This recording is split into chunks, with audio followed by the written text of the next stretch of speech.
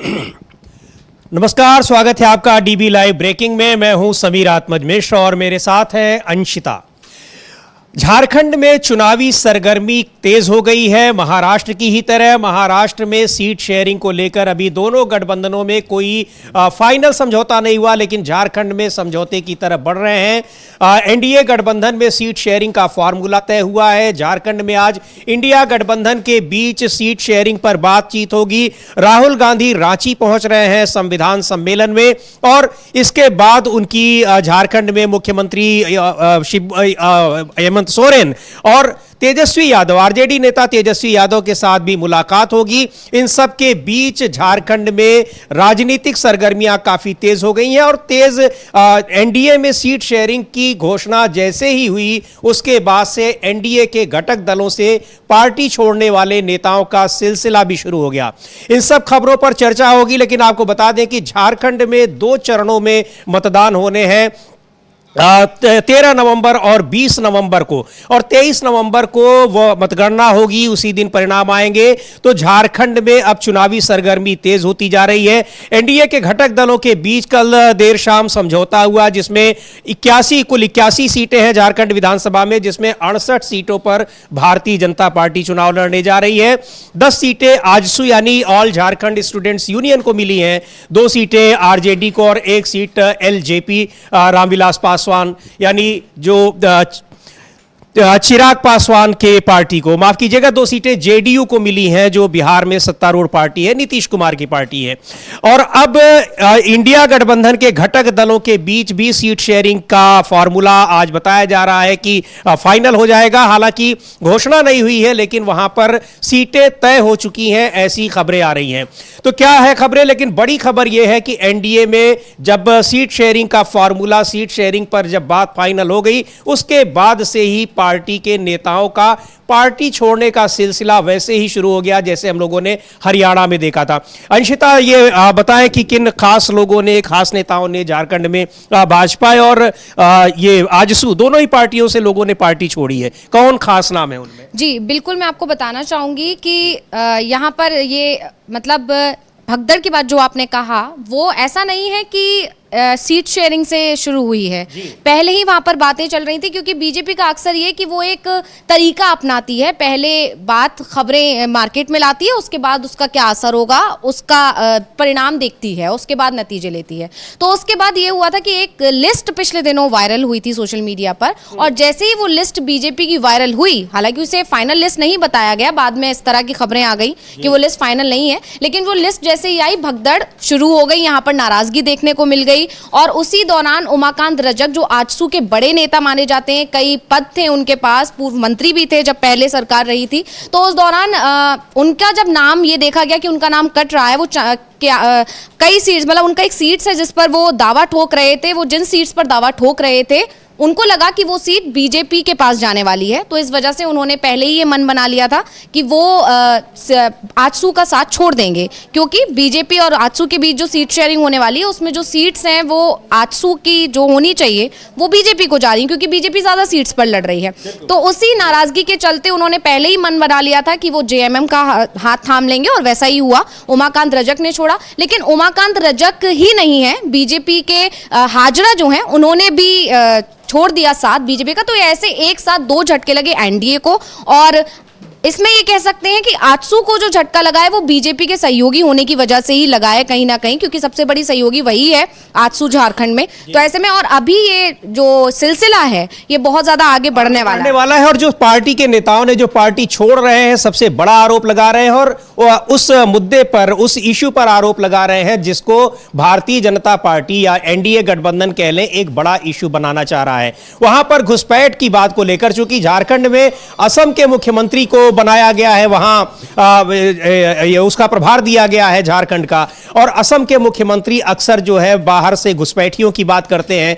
तो दोनों ही नेताओं ने यह कहा है कि आखिर जब यहां पर भारतीय जनता पार्टी की एनडीए की सरकार थी तब ये सारे मसले क्यों नहीं उठाते थे और तब इन पर कोई बात क्यों नहीं होती थी, यहां तक कि जब से ये सरकार है तब भी नहीं उठे, आखिर चुनाव के समय ही ये सारे मुद्दे क्यों उठाते हैं। इसका मतलब है कि ये बांटने की कोशिश है, एक तरह से ध्रुवीकरण की, धार्मिक ध्रुवीकरण की, सांप्रदायिक ध्रुवीकरण की कोशिश की जा रही है।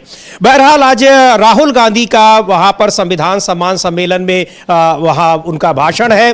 संविधान सम्मेलन में जिस तरह से महाराष्ट्र में हुआ, उसके पहले उत्तर प्रदेश के प्रयागराज में हुआ, तो संविधान को लेकर लोकसभा चुनाव में जो सिलसिला इंडिया गठबंधन का उस मुद्दे पर एक चुनावी अभियान के तौर पर, चुनावी मुद्दे के तौर पर उसको आगे बढ़ाने का सिलसिला शुरू हुआ था, वो लगातार जारी है। महाराष्ट्र में भी चुनाव है, संविधान को खास तौर पर मुद्दा बना रही है इंडिया गठबंधन, और अब झारखंड में भी संविधान सम्मेलन आज होना है जिसमें राहुल गांधी जाएंगे और उसके बाद उनकी बातचीत होगी इंडिया गठबंधन के घटक दलों से, यानी झारखंड मुक्ति मोर्चा के नेता और झारखंड के मुख्यमंत्री हेमंत सोरेन और आरजेडी के नेता तेजस्वी यादव के साथ। सीट शेयरिंग का मुद्दा उस पर फाइनल होगा। और खबरों पर आते हैं, लेकिन एक बार सुनते हैं कि झारखंड मुक्ति मोर्चा के नेता मनोज पांडे क्या कह रहे हैं वहां झारखंड में सीट शेयरिंग को लेकर। सुनते हैं एक बार मनोज पांडे को।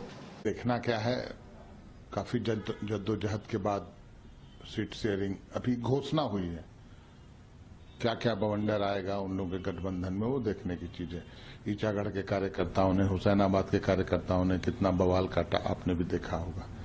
ठीक है, ये उनका अंदरूनी मामला है, लेकिन एक मजबूर पार्टी दिखी, घुटनों के बल बैठते हुए हम लोगों ने देखा भारतीय जनता पार्टी को। एलजेपी का मैं नहीं समझता हूं कोई भी जनाधार यहां है, उनको भी देना पड़ा, जदयू को देना पड़ा, और जदयू से ऐसे उम्मीदवार सामने हैं जिसके प्रचार में कैसे भाजपा के लोग जाएंगे, बड़े आश्चर्य की बात है। क्या सरजू राय भी जाएंगे? लोकप्रिय आदिवासी नेता के हत्या का आरोप है, ट्रायल चल रहा है, सजा निश्चित है, होना ही है, वैसा उम्मीदवार को समर्थन करने की मजबूरी दिखती है, तरस आता है इनकी मजबूरी पर। वहीं दूसरी तरफ हमारा इंडिया गठबंधन इंटैक्ट है, फॉर्मूला पहले से सेट था, अंतिम दौर की बातचीत चल रही है। बहुत जल्द हम लोग, बहुत जल्द मतलब 2 से 3 दिन के अंदर सारी स्थितियां स्पष्ट हो जाएंगी, आधिकारिक रूप से घोषणा हो जाएगी। सर, शिवराज सिंह चौहान ने कहा कि हमारा सीट शेयरिंग इस प्रकार से हुआ है कि झारखंड सरकार यानी हेमंत सोरेन की विदाई तय है। देखिए, विदाई किसकी तय है ये तो जनता तय करती है, और झारखंडी जनमानस क्या कुछ करेगा इसकी अनुभूति, इसका पहले से इन लोगों को आभास है। जो बाहर के नेता आए हैं ना, चुनाव के बाद कहां नजर आएंगे, झारखंड की तरफ घूम के भी नहीं देखेंगे, या पलट के भी नहीं देखेंगे। झारखंडी जनता एक ऐसा जनादेश देगी, झारखंडी अस्मिता और झारखंडी हक और हुकूक की लड़ाई है। इसमें आसाम और मध्य प्रदेश से आए हुए बोरो प्लेयर जो है ना, इन सभी को इनकी राजनीतिक औकात बताने का काम करें। तो झारखंड मुक्ति मोर्चा के नेता हैं मनोज पांडे, बता रहे हैं कि सीट शेयरिंग को लेकर सारी बातें फाइनल हो चुकी हैं, केवल घोषणा बाकी है। और आज जाहिर सी बात है कि जब राहुल गांधी और हेमंत सोरेन और तेजस्वी यादव की मुलाकात होगी तो शायद इसको फाइनल शेप दे दिया जाए और घोषणा भी कर दी जाए, या तो फिर 1-2 दिन में घोषणा कर दी जाए। और आपको सीधे ले चलते हैं कांग्रेस पार्टी के मुख्यालय दिल्ली में, जहां अभय दुबे एक प्रेस कॉन्फ्रेंस कर रहे हैं। क्या कह रहे हैं, किस बात पर उनकी प्रेस कॉन्फ्रेंस हो रही है, सीधे चलते हैं कांग्रेस मुख्यालय उस प्रेस कॉन्फ्रेंस में।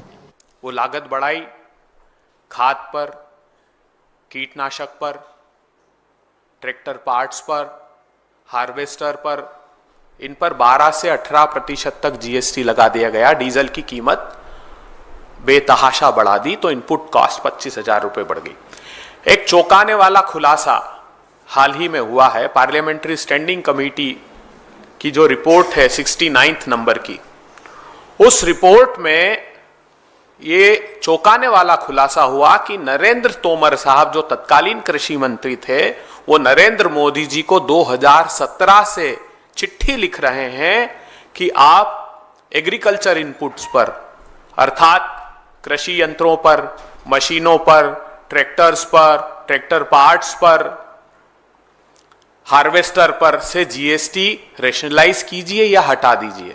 और ये कहते हैं वो उस कमेटी के सम्मुख कि मोदी सरकार ने हमारी एक नहीं सुनी।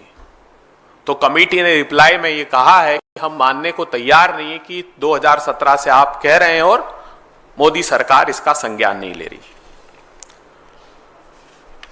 आज विशेष रूप से इस पत्रकार वार्ता को जब हम संबोधित कर रहे हैं तो उसका कारण क्या है? उसका कारण यह है कि रबी सीजन 2025-26 के लिए मोदी सरकार ने समर्थन मूल्य की घोषणा की है। न पर्याप्त खरीदी की जाती है, न उचित दाम दिए जाते हैं, न समर्थन मूल्य की कानूनी गारंटी का इंतजाम किया जाता है। मोदी सरकार ने किसानों के पीठ पर लाठी और पेट पर लात 10 वर्षों तक मारी। तो ये रबी सीजन 2025-26 के लिए जब समर्थन मूल्य की घोषणा की तो अब एक तुलनात्मक अध्ययन हम आपको देते हैं जुमला नाथन समिति का एमएसपी और स्वामीनाथन समिति का एमएसपी। जुमला नाथन समिति ने 2.4 से 7% तक इस बार समर्थन मूल्य रबी सीजन का बढ़ाया है। गेहूं के लिए जो जुमला नाथन समिति है उसने 2425 रुपए की घोषणा की है, जबकि स्वामीनाथन के अनुसार स्वामीनाथन कमेटी ने क्या सिफारिश की थी, मोदी सरकार जो देती है वो A2+FL, अर्थात A2 का अर्थ हुआ कि जो बेसिक इनपुट कॉस्ट है, खाद हो गया, बीज हो गया, पानी हो गया, बिजली हो गया, FL अर्थात फैमिली लेबर। और स्वामीनाथन जी ने कहा था इसमें C2 अर्थात इन दोनों के अलावा रेंट भी लैंड का ऐड करें तो मिनिमम सपोर्ट, न्यूनतम समर्थन मूल्य बनता है, वो भी लाभकारी मूल्य नहीं बनता है।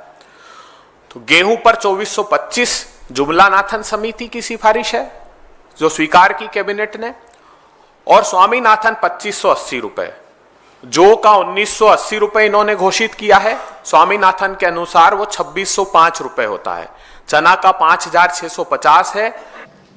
तो कांग्रेस के नेता अभय दुबे प्रेस कॉन्फ्रेंस कर रहे हैं। आप सीधे देख रहे थे कांग्रेस मुख्यालय से, आईसीसी मुख्यालय दिल्ली में, वहां प्रेस कॉन्फ्रेंस कर रहे हैं। और जिस तरह से कृषि के उपकरण होते हैं उन पर जीएसटी की दरें लागू की गई हैं। जीएसटी एक बड़ा मुद्दा है जो केंद्र सरकार के लिए एक मुसीबत बना हुआ है, लेकिन उसको लेकर भारतीय जनता पार्टी के नेता ही नहीं, भारतीय जनता पार्टी के तमाम सांसदों ने भी कई चीजों पर उसको हटाने की, कम करने की मांग की है।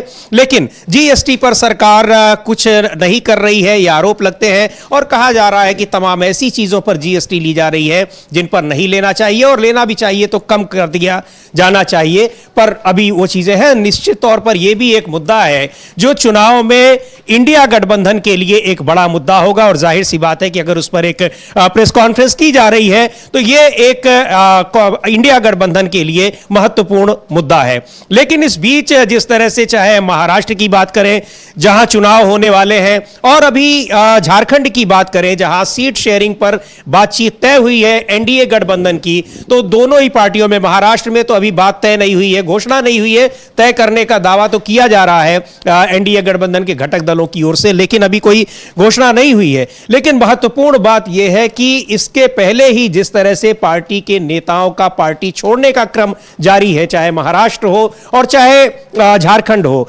यह पार्टी के लिए और एनडीए गठबंधन के लिए एक बड़ा सवाल है कि इससे वो कैसे निपटे। और इसका जो संदेश जा रहा है वो मतदाताओं में भी, उनकी पार्टियों में भी वो एक निगेटिव संदेश जा रहा है। तो लेकिन यह सिलसिला जारी है और झारखंड में भी ये इसकी शुरुआत अब हो चुकी है। झारखंड में आज राहुल गांधी संविधान सम्मेलन को संबोधित करेंगे। संविधान सम्मेलन उनका महाराष्ट्र में भी उन्होंने पिछले दिनों संबोधित किया था, और उससे पहले उत्तर प्रदेश के प्रयागराज में। तो संविधान को लेकर जिस तरह से इंडिया गठबंधन हमलावर है, आक्रामक है, बिल्कुल उसी तरह जैसे लोकसभा चुनाव में था, अब राज्यों के विधानसभा चुनाव में भी अब इसको लेकर वो काफी हमलावर है। और ये एक ऐसा मुद्दा है जिस पर भारतीय जनता पार्टी या एनडीए गठबंधन, उसके पास जवाब बहुत मुश्किल से मिल रहा है।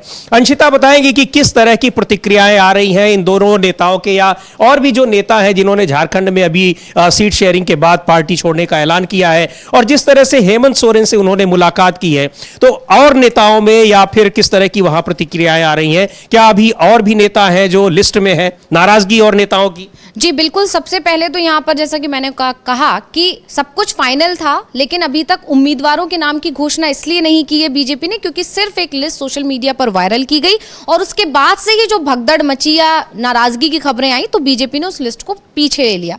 तो इससे ये संकेत तो चला गया कि अभी अगर उम्मीदवार उसने फाइनल कर दिए तो दिक्कत हो जाएगी, और इसीलिए अब वो उसी तरह से वेट करेगी जैसे वो हमेशा ही करती है कि पहले इंडिया गठबंधन अपने नेताओं का नाम या उम्मीदवारों के नाम की घोषणा कर दे। अब यहाँ पर ये है कि एक तो सबसे पहले नाराज जो नजर आ रहे हैं वो नजर आ रहे हैं जीतन राम मांझी, क्योंकि उन्होंने पिछले दिनों 5 सीट्स पर कहा था कि हमें कम से कम 5 सीट्स तो चाहिए ही चाहिए। अब नाराज एक तरह से चिराग पासवान भी हैं क्योंकि वो भी ज्यादा सीट्स चाहते थे, लेकिन अभी चिराग पासवान को 1 सीट देकर कहीं ना कहीं साधने की कोशिश की है, लेकिन अभी तक चिराग पासवान की तरफ से कोई प्रतिक्रिया नहीं आ रही है खुलकर। तो इस तरह से माना जा रहा है कि अभी वो कहीं ना कहीं अगर चुप्पी कई बार खतरनाक भी होती है, तो हो सकता है कि वो आगे आने वाले समय पे इस पर आपत्ति भी जता दें। तो इस वजह से अभी ये माना नहीं जा सकता कि चिराग पासवान इस फैसले से खुश हैं। वहीं जीतन राम मांझी भी इस फैसले से बिल्कुल नाराज होंगे क्योंकि उन्होंने खुलकर कहा था कि 5 सीट्स तो उनको चाहिए ही चाहिए। वहीं अब ये तो सहयोगी दल हुए और मिला कुछ भी नहीं, बिल्कुल ही उन्हें मतलब अलग ही हटा दिया। वहीं अगर आप बिहार में उनकी अच्छी जरूरत है और अगर आप केंद्र की सरकार की बात करते हो तो जीतन राम मांझी को अच्छा तवज्जो दिया जाता है, लेकिन यहाँ पर जब झारखंड की बात आई तो वहां पर उन्हें बिल्कुल आउट कर दिया गया। सहयोगी दल है, मतलब आप अच्छा खासा उनको, उनकी जरूरत है आपको, आप इस तरह से मतलब ये इससे ये पता चलेगा कि जब बिहार में चुनाव होंगे तो ऐसा ना हो कि कहीं जीतन राम मांझी नाराज बैठ जाएं कि आपने झारखंड में हमें पूरी तरह से आउट कर दिया था, तो इसका नुकसान आगे हो सकता है। फिलहाल अगर सिर्फ झारखंड की ही बात करें तो यहाँ पर अभी जो सबसे ज्यादा नाराजगी जो निकल कर आ रही है वो अभी अपने ही नेता नाराज हैं, और अभी एक पाकुड़ सीट है, पाकुड़ सीट जो मुस्लिम बाहुल्य सीट मानी जाती है और वहां पर बीजेपी के लिए वैसे ही चुनौती थी, तो उस चुनौती से कहीं ना कहीं बचने के लिए बीजेपी ने उसे आजसू को दे दिया, और आजसू के पास वो सीट जाने से अब बीजेपी के अपने नेता नाराज हो गए हैं और बगावत की स्थितियां यहां पर बनी हुई हैं। मतलब जो अभी बीजेपी के विधायक जो हाजरा गए हैं अभी जेएमएम में, वो गए हैं, उनके साथ कई समर्थक गए हैं, बीजेपी के लिए ये एक झटका। आजसू से उमाकांत गए हैं, वो एक बड़ा झटका, उनके साथ भी कई समर्थक गए हैं, और अब ये माना जा रहा है, दावे किए जा रहे हैं कि जेएमएम इन्हें वही सीट्स देगी जो वो चाहते हैं। मतलब चंदन क्यारी उनको चाहिए उमाकांत रजक को, उन्हें वहां से वो सीट मिल सकती है। वहीं हाजरा को जमुआ सीट चाहिए थी, उन्हें वो वहां से मिल सकती है। तो अगर ये सीट्स मिल जाती हैं तो ये आप मानकर चलिए कि कहीं ना कहीं उम्मीद जो इधर के लोग हैं जिनको सीट्स नहीं मिल रही हैं वो जेएमएम की तरफ जाएंगे ही जाएंगे, और इस चीज से बीजेपी बहुत ज्यादा डरी हुई है। बिल्कुल, और ये चूंकि उस जिस सीट पर वो मजबूत हैं, उनकी दावेदारी थी, वो सीट उनको नहीं मिल रही है, और अब उनको अगर जेएमएम में आकर यानी झारखंड मुक्ति मोर्चा में आकर मिलती है तो निश्चित तौर पर वो दावेदारी उनकी और मजबूत रहेगी, वो चुनाव में रिफ्लेक्ट होगी, दिखाई पड़ेगी। इसी उम्मीद के साथ वो यहां आ रहे हैं। लेकिन बड़ा सवाल ये है कि जिस मुद्दे को उठा रहे हैं ये नेता जो पार्टी छोड़कर बीजेपी छोड़कर जो आ रहे हैं, चाहे आजसू छोड़कर आ रहे हैं, बड़ा मुद्दा यह है कि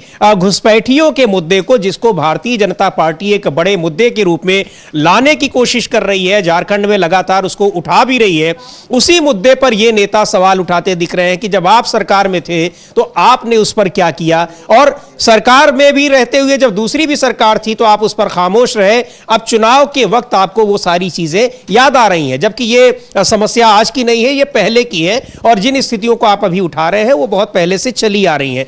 तो ये सारे मुद्दे ऐसे हैं जिस पर एनडीए गठबंधन को जवाब देना मुश्किल हो रहा है, और एनडीए गठबंधन के जो घटक दल हैं वो महाराष्ट्र से लेकर और झारखंड से लेकर, झारखंड में चुनाव है, महाराष्ट्र में चुनाव है, वहां पर तो उनके घटक दलों के बीच खींचतान चल ही रही है।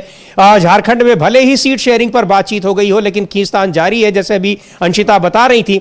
लेकिन सबसे बड़ी बात यह है कि जहां जिन राज्यों में जिन सहयोगी दलों की बदौलत केंद्र सरकार चल रही है, प्रधानमंत्री नरेंद्र मोदी प्रधानमंत्री बने हुए हैं, वहां भी उन राज्यों में भी खटपट बहुत ज्यादा बढ़ गई है। बिहार में इस समय जनता दल यूनाइटेड यानी नीतीश कुमार की पार्टी और भारतीय जनता पार्टी के बीच तलवारें खिंची हुई हैं। क्यों खिंची हुई है, ज्यादा जानकारी के लिए हमारे साथ अमलेंदु जी आ चुके हैं, वरिष्ठ साथी। अमलेंदु जी, अब ये जो एनडीए गठबंधन के घटक दल हैं, बिहार में जो कुछ हम देख रहे हैं वो सब महाराष्ट्र और झारखंड में तो चुनाव की वजह से तलवारें खिंची ही थी घटक दलों के बीच में, लेकिन ये जो बिहार में जेडीयू और बीजेपी के बीच चल रहा है, ये तो सीधे केंद्र सरकार को खतरे में डालने वाला है। हाँ, बिल्कुल केंद्र सरकार को खतरे में डालने वाला है। और समीर जी, और जो नीतीश कुमार के बहुत करीबी आईएएस अफसर हैं संजीव हंस, उनकी गिरफ्तारी जो हुई है उस पर यह साफ तौर पर संदेश जा रहा है कि क्या नीतीश कुमार को दबाव में लेने की कोशिश बीजेपी कर रही है। क्योंकि खबरें ये आ रही थी बीच में कि जिस तरीके से गिरिराज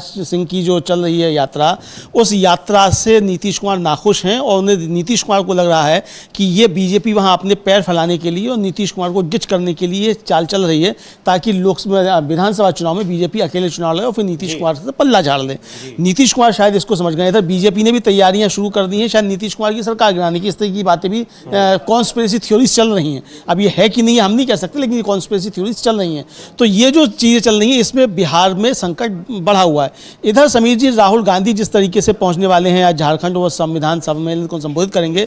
राहुल गांधी के पहुंचने से पहले ही बीजेपी और एनडीए में उठापटक शुरू हो गई है और बेचैनी बढ़ गई है। वहाँ जो शिवराज सिंह चौहान का घर बनाया गया है अस्थायी तौर पर, वहाँ एक बैठक चल रही है इस समय पार्टी के तमाम बड़े नेताओं की। उसमें अन्नपूर्णा देवी जो है वो भी मौजूद हैं और वहाँ चिंतन मनन चल रहा है कि राहुल गांधी के इस कार्यक्रम से कैसे निपटा जाए और राहुल गांधी यहाँ जिस तरीके से आकर आ रहे हैं तो इससे कैसे प्रतिक्रिया व्यक्त की जाए। अभी 10 मिनट पहले जो हेमंत बिस्व शर्मा असम के चीफ मिनिस्टर हैं, वो रांची हवाई अड्डे पर पहुंचे तो उनसे संवाददाताओं ने जब पूछा कि राहुल गांधी आ रहे हैं तो आपका इस पर क्या प्रतिक्रिया है, तो उन्होंने कहा कि मैं इस पर पार्टी दफ्तर में जाकर बात करूंगा। उन्होंने कोई प्रतिक्रिया देने से इनकार कर दिया। यानी आप समझ सकते हैं कि हेमंत बिस्व शर्मा तो राहुल गांधी पर तुरंत प्रतिक्रिया देने के लिए जाने जाते हैं। तो राहुल गांधी पर प्रतिक्रिया देने से अगर हेमंत बिस्व शर्मा बच रहे हैं, ये अच्छे तरीके से समझा जा सकता है। इधर सीपीआई के महासचिव जो है डी राजा, वो भी रांची पहुंचे हुए हैं। उन्होंने कहा है कि हमारी गठबंधन की बातचीत चल रही है और हम सीट शेयरिंग पर इसको लॉक करने वाले हैं। जैसे अभी हम लोगों ने सुना झारखंड मुक्ति मोर्चा के नेता मनोज पांडे को भी कि सीट शेयरिंग का फॉर्मूला पूरा तय हो चुका है, बातचीत फाइनल हो चुकी है, घोषणा केवल बाकी है। और आज जिस तरह से इंडिया गठबंधन के घटक दलों के नेता रांची में पहुंच रहे हैं, उनकी मुलाकात प्रस्तावित है। डी राजा भी सीपीआई के नेता हैं, वो भी पहुंच रहे हैं। उसके अलावा तेजस्वी यादव और हेमंत सोरेन हैं ही। राहुल गांधी पहुंच रहे हैं। जो संविधान सम्मेलन को संबोधित करने के बाद ये बैठक होगी, उसमें सीट शेयरिंग को लेकर ये बातें होंगी या जो बातें हो चुकी हैं उसकी शायद घोषणा हो जाए। एक बार सुनते हैं डी राजा ने क्या कहा है। लेकिन जो संविधान को लेकर संविधान सम्मेलन लगातार चुनावी राज्यों में कांग्रेस पार्टी आयोजित कर रही है, राहुल गांधी उसको संबोधित कर रहे हैं। लोकसभा चुनाव में संविधान का मुद्दा जिस तरह से एक आगे बढ़ा है, जिससे भारतीय जनता पार्टी को या एनडीए गठबंधन को नुकसान हुआ है, बिल्कुल परेशान है कि संविधान को लेकर और कोई जवाब उसके पास सूझ नहीं रहा है। तो इन सारे मुद्दों को और संविधान को लेकर और भ्रष्टाचार के जो बड़े बड़े आरोप लग रहे हैं महाराष्ट्र में जहां एनडीए गठबंधन की सरकार है, इन सब मुद्दों पर अब क्या जवाब दे हिमंता बिस्व शर्मा। क्योंकि हिमंता बिस्व शर्मा के पास तो वो मुद्दा है जो उनकी पार्टी को छोड़ने वाले नेता कह रहे हैं कि आपने पहले क्यों नहीं उठाया। हाँ बिल्कुल, उनकी पार्टी जो ध्रुवीकरण जो उसको कह रहे हैं। और दूसरा समीर जी, इंडिया गठबंधन बहुत मजबूती के साथ वहाँ आगे बढ़ रहा है और लगभग जो है लॉक हो चुका है सीट शेयरिंग का फॉर्मूला। कल रात में तेजस्वी यादव की और मनोज झा की भी बैठक हेमंत सोरेन के साथ हुई है और वहाँ भी गठबंधन की सीट शेयरिंग को लेकर बातचीत हुई है। तो ये बड़े डेवलपमेंट्स वहाँ हो रहे हैं। राहुल गांधी के पहुँचने से पहले इंडिया गठबंधन के तमाम नेता वहाँ पहुँच रहे हैं और एक तरीके से कहा जाए वो सीट शेयरिंग का फॉर्मूला उस पर बात हो चुकी है और ये एकदम बिल्कुल अंतिम चरण में है। हो सकता है आज ही इसकी कोई घोषणा कर दी जाए। बिल्कुल बैठक के बाद हो जाएगी। एक बार सुन लेते हैं डी राजा क्या कह रहे हैं। सीपीआई के नेता वो भी पहुंचे हुए हैं रांची। उसके बाद फिर इस पर आगे चर्चा को बढ़ाते हैं और जो ब्रेकिंग खबरें होंगी और बड़ी खबरें होंगी उस पर भी हम चर्चा जारी रखेंगे। सुनते हैं डी राजा को। We are going to discuss. Our party leadership is there. We will discuss. Yeah, if there is seat sharing arrangement, how many seats we will be able to get. Otherwise, what to do? We will discuss all the questions. But we are hopeful there can be seat sharing arrangement.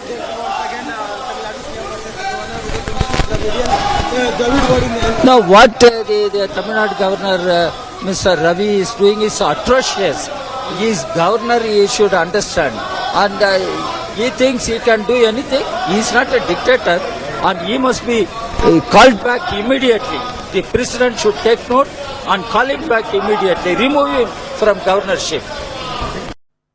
तो CPI के नेता D राजा हैं और झारखंड में India गठबंधन को और मजबूती मिलती हुई बताई जा रही है सीपीआई के वहां पर कम्युनिस्ट पार्टियों के वहां साथ में आने से, चूंकि मजबूत स्थिति में है। और अब जब इंडिया गठबंधन में वो भी साथ में है तो निश्चित तौर पर ये एनडीए गठबंधन के लिए एक कह लीजिए कि उनके लिए एक सेटबैक हो सकता है।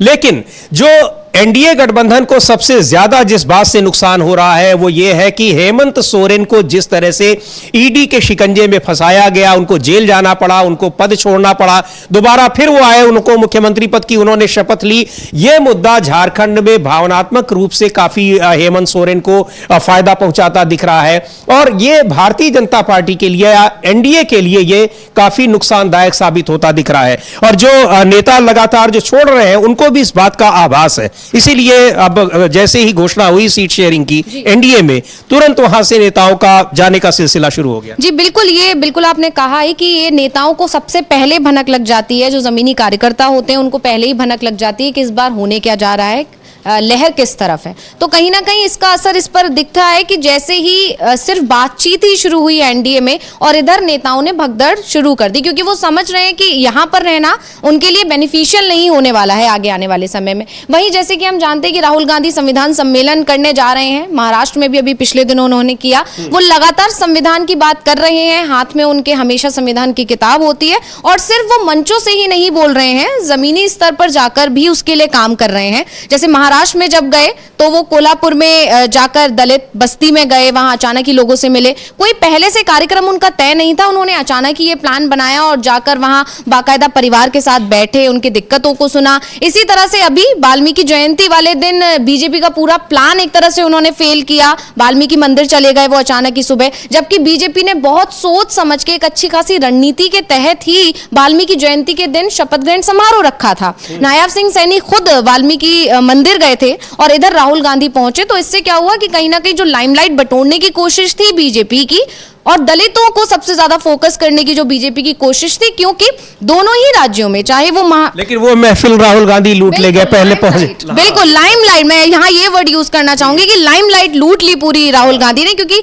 दलितों पर कहीं ना कहीं इसका इफेक्ट पड़ेगा दोनों ही राज्यों में। दलित झारखंड की बात करें अंशिता, तो जिस तरह से वहां झारखंड में जब चंपाई सोरेन को मुख्यमंत्री बनाया गया, हेमंत सोरेन जब जेल गए, लेकिन उसके बाद जब हेमंत सोरेन ने दोबारा मुख्यमंत्री बने, चंपाई सोरेन को जिस तरह से कहा जा रहा है कि वो भारतीय जनता पार्टी के जाल में उलझे और उसके जाल में फंसे। अब बड़ा सवाल यह है कि चंपाई सोरेन का इस्तेमाल बीजेपी और एनडीए गठबंधन कैसे करती है, क्योंकि जो भावनात्मक रूप से वहां का आदिवासी समाज हो या और भी लोग हो, वो उन लोगों के बीच में हेमंत सोरेन के प्रति जो एक सद्भावना होती है और ज्यादा बढ़ गई। बिल्कुल सिंपैथी है और इस चीज को चंपाई सोरेन खुद भी समझ रहे हैं कि उनसे एक गलती हो गई है। इसे आप ऐसे समझ सकते हैं कि चंपाई सोरेन ने भले ही लंबा चौड़ा चिट्ठी लिखी थी सोशल मीडिया पर जब उन्होंने छोड़ा था, मतलब हेमंत सोरेन पर उन्होंने डायरेक्टली कोई अटैक नहीं किया, उन्होंने संकेतों में कहा था कि मेरे साथ अपमान हुआ है, मेरा यूज हुआ है, इस तरह की चीजें।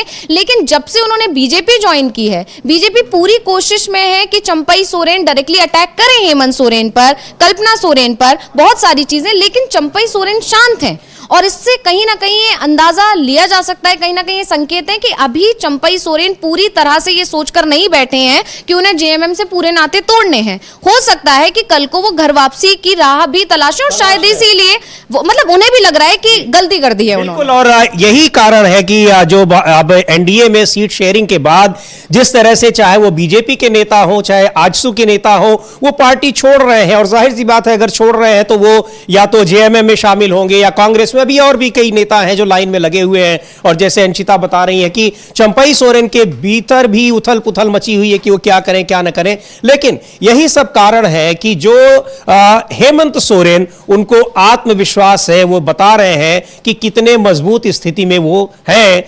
जब ईडी ने उनको गिरफ्तार किया और उसके बाद जिस तरह से वो सुप्रीम कोर्ट ने उनका जमानत दी, वो छूट कर आए, इन सारी चीजों को लेकर झारखंड की जनता क्या सोच रही है, इस बात का एहसास हेमंत सोरेन को है। एक बार सुनते हैं हेमंत सोरेन क्या कह रहे हैं और क्या किन बातों पर उनको यह भरोसा है कि वो चुनाव जीतेंगे। लोग कोई नेता होता नहीं है, सबसे बड़ा नेता जनता है।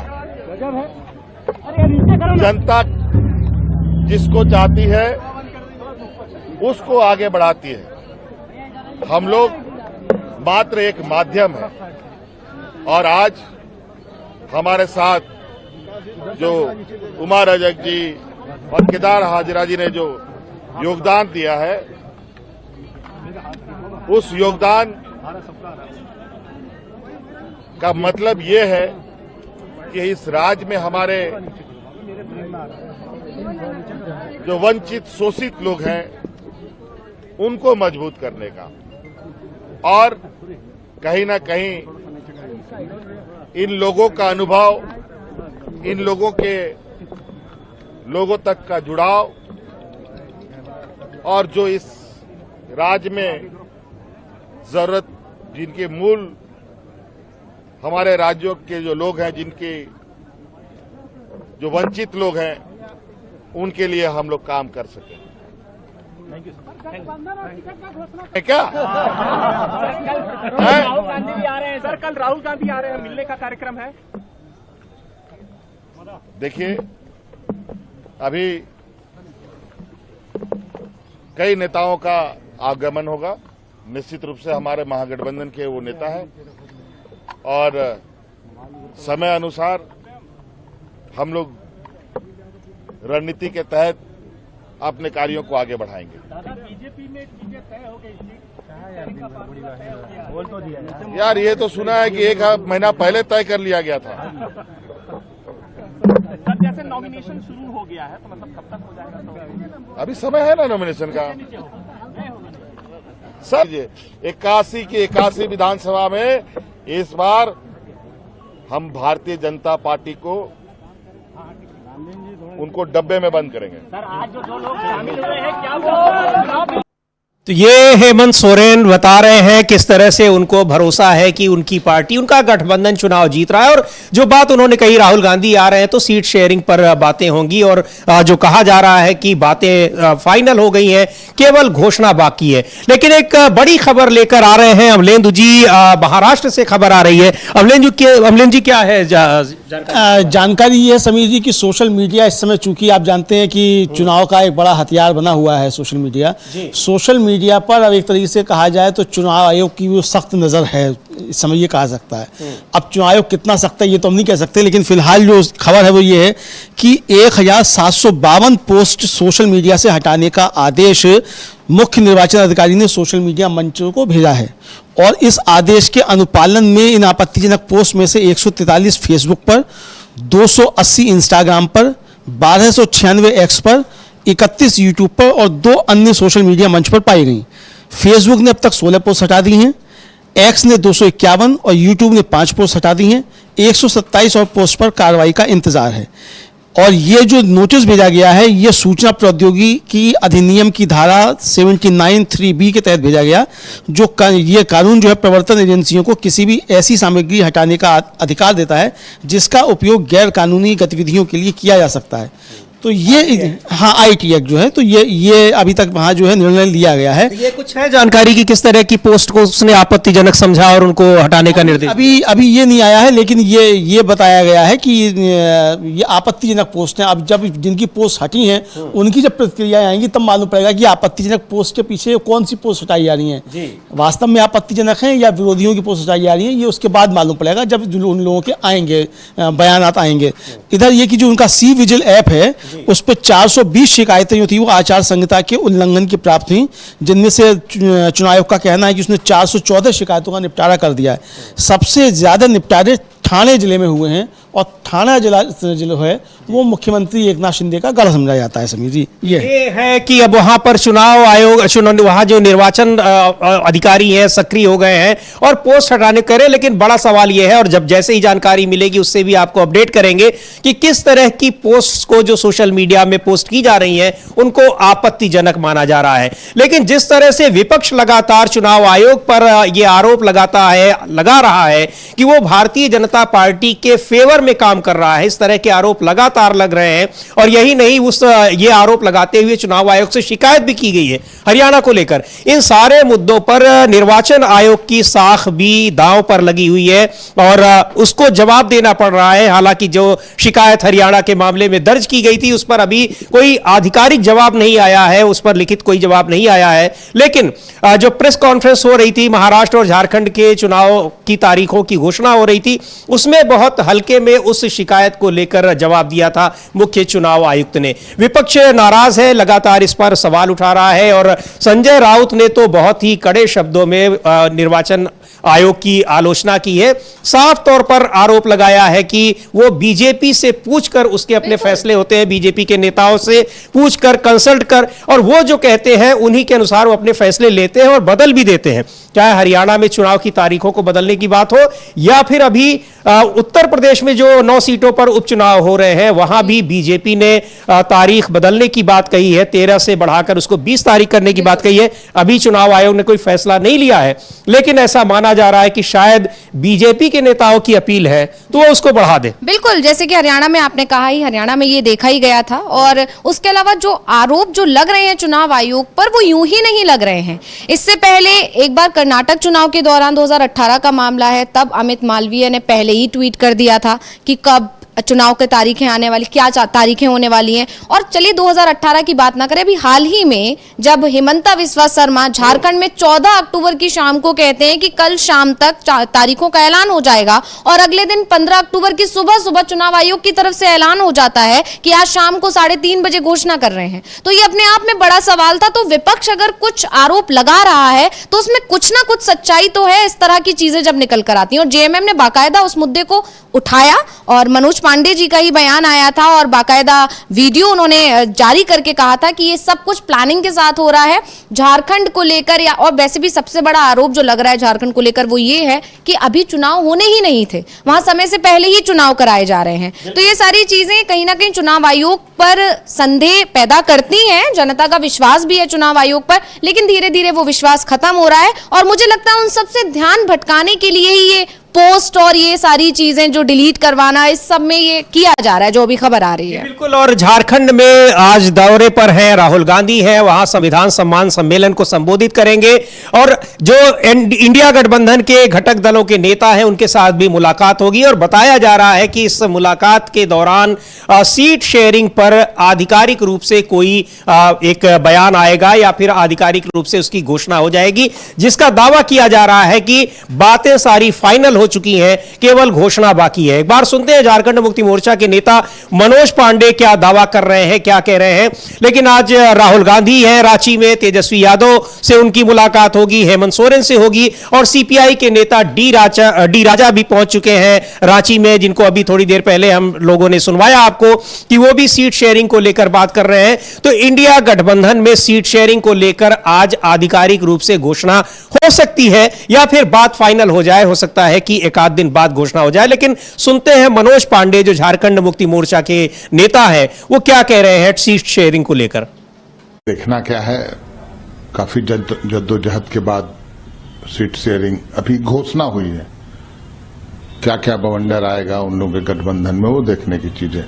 ईचागढ़ के कार्यकर्ताओं ने, हुसैनाबाद के कार्यकर्ताओं ने कितना बवाल काटा, आपने भी देखा होगा। ठीक है, ये उनका अंदरूनी मामला है, लेकिन एक मजबूर पार्टी दिखी, घुटनों के बल बैठते हुए हम लोगों ने देखा भारतीय जनता पार्टी को। एलजेपी का मैं नहीं समझता हूं कोई भी जनाधार यहां है, उनको भी देना पड़ा, जदयू को देना पड़ा। और जदयू से ऐसे उम्मीदवार सामने हैं जिसके प्रचार में कैसे भाजपा के लोग जाएंगे, बड़े आश्चर्य की बात है। क्या सरजू राय भी जाएंगे?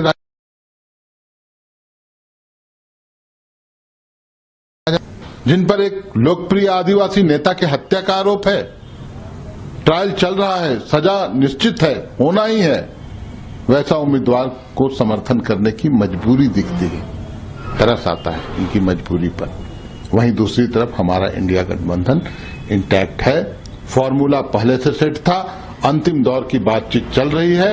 बहुत जल्द हम लोग, बहुत जल्द मतलब 2 से 3 दिन के अंदर सारी स्थितियां स्पष्ट हो जाएंगी, आधिकारिक रूप से घोषणा हो जाएगी। सर, शिवराज सिंह चौहान ने कहा कि हमारा सीट शेयरिंग इस प्रकार से हुआ है कि झारखंड सरकार यानी हेमंत सोरेन की विदाई तय है। देखिए, विदाई किसकी तय है ये तो जनता तय करती है, और झारखंडी जनमानस क्या कुछ करेगा इसकी अनुभूति, इसका पहले से इन लोगों को आभास है। जो बाहर के नेता आए हैं ना, चुनाव के बाद कहां नजर आएंगे, झारखंड की तरफ घूम के भी नहीं देखेंगे, पलट के भी नहीं देखेंगे। झारखंडी जनता एक ऐसा जनादेश देगी, झारखंडी अस्मिता और झारखंडी हक और हुकूक की लड़ाई है। इसमें आसाम और मध्य प्रदेश से आए हुए बोरो प्लेयर जो है ना, इन सभी को इनकी राजनीतिक औकात बताने का काम करेगी झारखंड की जनता। हेमंत सोरेन के पक्ष में एक जनसैलाब है, एक आंधी है, एक तूफान मैं बोल सकता हूं। ऐसे ऐसे हेमंता विश्व शर्मा और मध्य प्रदेश से जो व्यापम घोटाले वाले आए हैं, ये सब कहां उड़ जाएंगे ना पता भी नहीं चलेगा। झारखंड की ताकत और झारखंडियों की ताकत का एहसास नहीं है इन लोगों को।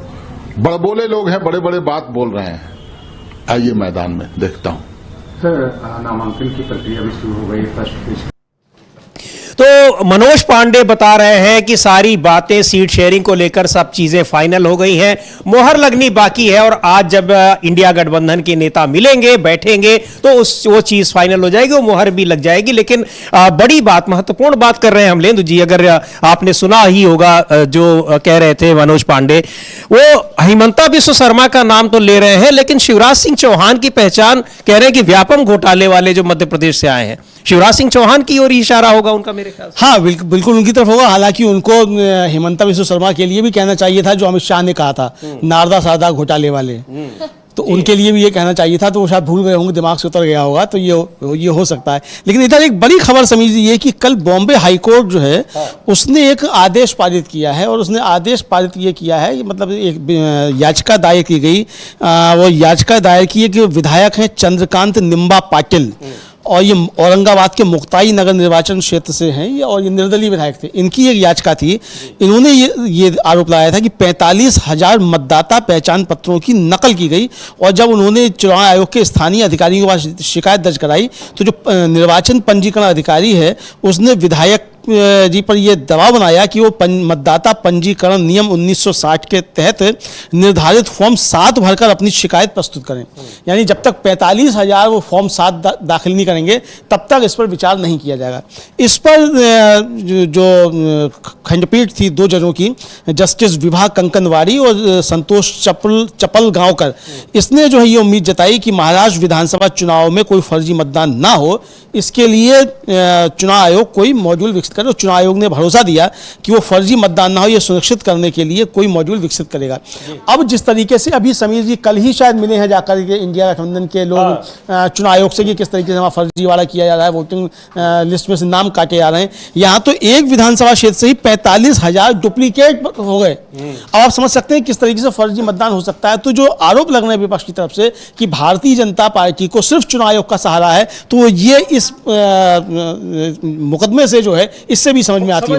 और दूसरा ये भी है कि आपने देखा होगा संजय राउत और अखिलेश यादव ये कह चुके हैं कि हरियाणा में जो कुछ हुआ, यानी वहां पर अभी आरोपों से उभरे नहीं है। उन्होंने साफ तौर पर कहा कि उसको हम महाराष्ट्र में होने नहीं देंगे। जी बिल्कुल, संजय राउत का बयान उसी दिन आया था जब पवन खेड़ा की प्रेस कॉन्फ्रेंस में उन्होंने तमाम आरोप लगाए थे हरियाणा चुनाव को लेकर। तो हरियाणा चुनाव को लेकर विपक्ष अब एकजुट नजर आया, जो नतीजे आए विपक्ष ने उसमें एकजुटता दिखाई है, और उससे साफ है कि जो ये चुनाव आयोग और ईवीएम वाला जो मुद्दा है अब शांत नहीं रहने वाला है, और उसे लगातार उठाया जा रहा है। अब महाराष्ट्र तक उसकी बात पहुंच चुकी है, और संजय राउत ने साफ साफ कह दिया था कि अगर बीजेपी ये सोच रही है कि जो खेल उसने हरियाणा में कर लिया है, तो वो ये सपने यहां महाराष्ट्र में तो ना देखें, यहां नहीं हो पाएगा। और मुझे लगता है कि उसकी शुरुआत हो चुकी है। लगातार इंडिया गठबंधन इस पर नजर बनाए हुए है। अभी शिकायत भी लेकर पहुंचा था कि कई नाम हटा दिए गए हैं, वोटर लिस्ट से गायब हैं, और ये वही नाम है। मतलब आप जानते हैं कि जो लोकसभा चुनाव में नतीजे आए वो पूरी तरह से एमबीए गठबंधन के पक्ष में ही थे। महाराष्ट्र की अगर हम बात करें